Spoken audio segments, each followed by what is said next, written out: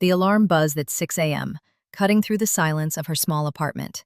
She groaned, rolling over to silence it, her long auburn hair cascading across the pillow like a waterfall. For 23 years, that hair had been her signature, flowing down to her waist, carefully maintained, admired by everyone who saw it. She was a graphic design student at the local university, spending most of her days hunched over computers, creating digital art that spoke to her soul. Her evenings were usually spent in the campus library or her favorite coffee shop, sketching in her worn leather journal while sipping vanilla lattes. She lived a quiet, predictable life with her roommate Sarah, a nursing student who was always buried in medical textbooks. But something felt different this morning. Standing before her bathroom mirror, she studied her reflection with unusual intensity. The girl staring back looked tired, trapped behind a curtain of perfect hair that suddenly felt like a prison. "I can't do this anymore," she whispered to her reflection. The decision hit her like lightning. Without another thought, she grabbed her phone and dialed. "Hello, Cutting Edge Salon? Hi, I need an appointment today, as soon as possible. We have a 2 p.m. slot with Marcus. What service did you need?" She took a deep breath. A complete transformation. 3 hours later, she pushed open the salon's glass doors. The scent of hair products and the sound of blow dryers filled the air. Marcus, a tall man in his 30s with perfectly styled black hair and paint-splattered apron, looked up from his station. "You must be my 2 p.m., he said with a warm smile. "I'm Marcus. What are we doing today?" She settled into the leather chair, her hands trembling slightly. "I want it all off." Marcus raised an eyebrow, running his fingers through her long locks. "All of it?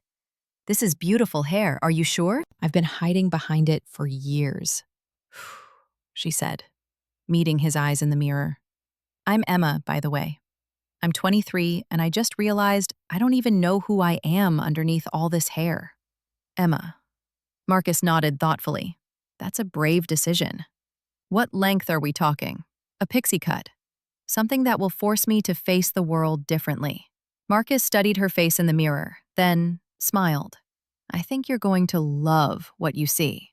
But once I start cutting, there's no going back. Are you ready?" Emma gripped the armrests of the chair. "I've been ready my whole life. I just didn't know it until today." The first snip echoed through the salon like a gunshot.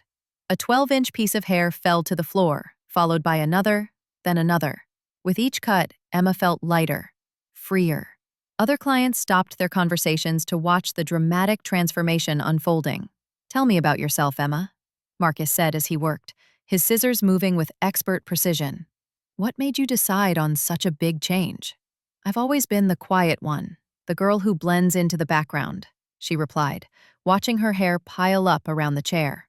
"I spend my days creating art, but I never felt like I was creating myself, you know? This morning I looked in the mirror and realized I was hiding. Sometimes we need to cut away what doesn't serve us to find who we really are," Marcus said, stepping back to examine his work. "You're going to turn heads now, but for all the right reasons." As the final pieces fell away, Emma barely recognized herself. The pixie cut framed her face perfectly, accentuating her green eyes and sharp cheekbones. She'd never noticed before. She looked confident, edgy, alive. "What do you think?" Marcus asked, holding up a hand mirror so she could see all angles. Emma touched her newly short hair, running her fingers through the soft spikes. "I think," she said slowly, a smile spreading across her face, "I finally look like me." She paid Marcus and stepped out into the afternoon sunlight, feeling the breeze on her neck for the first time in years. Her phone buzzed with a text from Sarah. "Where are you?" "We need to study for tomorrow's exam."